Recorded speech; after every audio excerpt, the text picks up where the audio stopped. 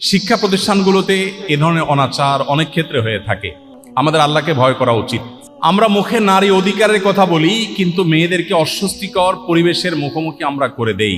এটা কি নারীদের অধিকার হলো না অবিচার হলো? অবিচার।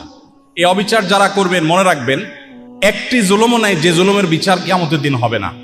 দুনিয়াতে একটা মেয়েকে জুলুম করেছেন, তাকে কোণঠাসা করেছেন, তার মনের বিরুদ্ধে আপনি নানান মুখরোচক কথা বলে তাকে বাধ্য করেছেন কোনো সিচুয়েশনের মুখোমুখি হতে, তার মনে কষ্ট আছে।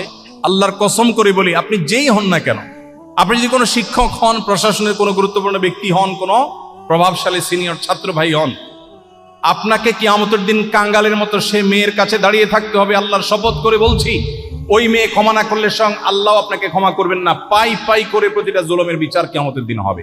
পশ্চিমারা আমাদেরকে শিখিয়েছে ছেলে মেয়েরা মিক্স হতে হবে, না হলে তারা উন্নতি করতে পারবে না।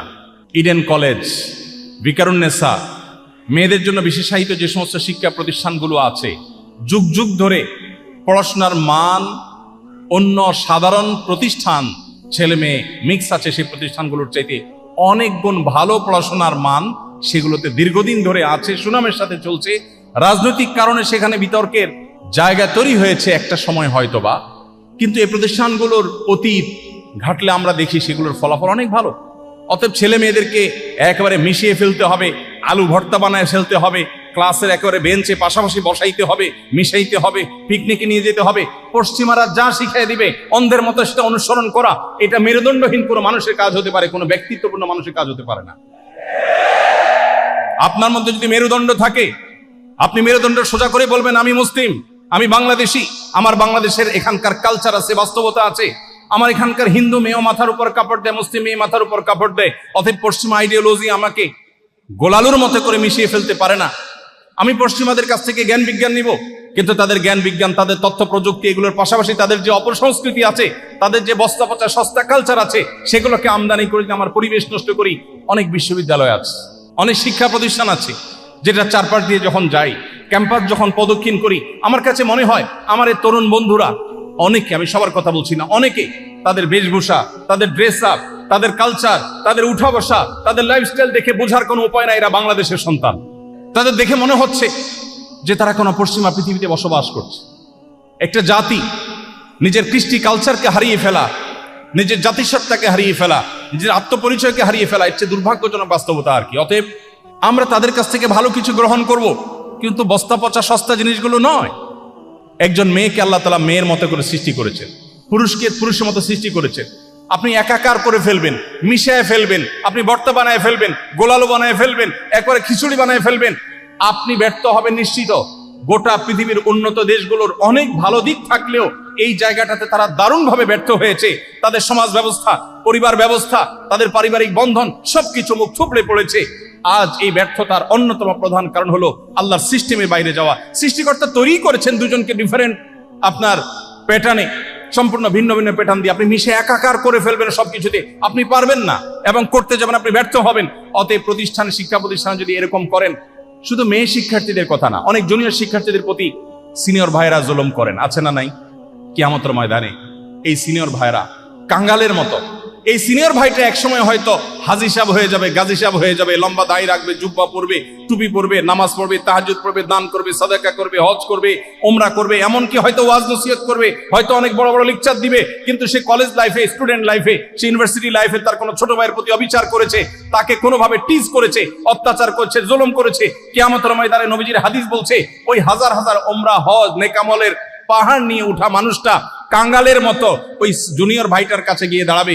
রিক্সা ওয়ালার সাথে দুর্ব্যবহার করেছেন, ভাড়া দেন নাই, কলেজ ইউনিভার্সিটি স্টুডেন্ট, ধমক দিয়ে চলে আসছেন, গালি দিয়ে চলে আসছেন, আপনার হয়তো মনেও নেই। কিয়ামতের ময়দানে দেখবেন চাচা ঠিকই দাঁড়ায় রয়েছে। আল্লাহর কসম, আপনি সেদিন পার পাবেন না। আল্লাহকে ভয় করবো তো ইনশাআল্লাহ, কারোর প্রতি অবিচার আমি করব না, ঠিক আছে ইনশাআল্লাহ? আল্লাহ আমাদের সবাইকে তৌফিক দান করুন। ইসলাম সম্পর্কে মাঝে মাঝে কিছু দ্বিধা বা প্রশ্ন মনে আসে। এগুলোর উত্তর খোঁজার সবচেয়ে নিরাপদ এবং সুন্নাহসম্মত উপায় কোনটি? ইসলাম সম্পর্কে যদি আমাদের মনে কখনো দ্বিধা আসে, সন্দেহ আসে, তাহলে বুঝতে হবে যে শয়তান এখানে উপস্থিত হয়ে গেছে। আপনি শয়তানকে সরাসরি কখনো দেখার সুযোগ পান না, কিন্তু কোরআন কিন্তু বারবার বলেছে যে শয়তান তোমাদের জন্য আদু ও মুবিন, মানে স্পষ্ট শত্রু। ইন্টারেস্টিং বিষয়, যে শত্রু জীবনে চোখেই দেখলাম না, কোরআন বলতেছে সেই স্পষ্ট শত্রু। কিভাবে? কারণ শয়তান আপনি না দেখলে কি হবে, চর্মচক্ষু দিয়ে না দেখলে কি হবে? আপনি একটু খেয়াল করলে দেখবেন প্রতি মুহূর্তে আপনি শয়তানের উপস্থিতি আঁচ করছেন, অনুভব করছেন, একেবারে স্পষ্ট। না হলে খারাপ কাজ করতে কখনো খারাপ লাগে না কেন? ভালো কাজ করতে কেন খারাপ লাগে?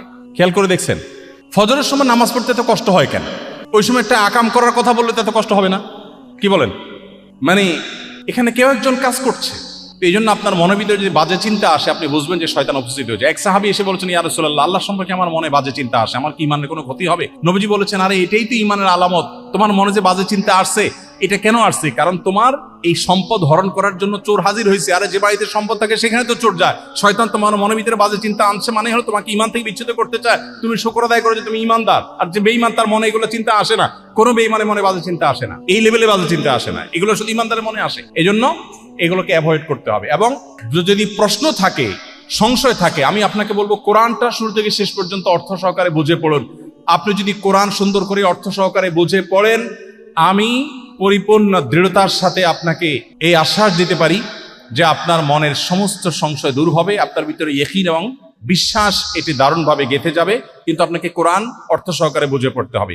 ভালো করে কোরআন শুরু থেকে শেষ পর্যন্ত জীবনে একটিবার হলেও পড়বেন, ইনশাআল্লাহ দেখবেন আপনার অনেক প্রশ্নের উত্তর আপনি সেখানে পেয়ে গেছেন। কোরআন এমন এক অলৌকিক গ্রন্থ, এটা যতবার পড়বেন ততবার নতুন নতুন কিছু আপনি জানবেন, যতবার পড়বেন ততবার নতুন নতুন কিছু আপনি আবিষ্কার করবেন।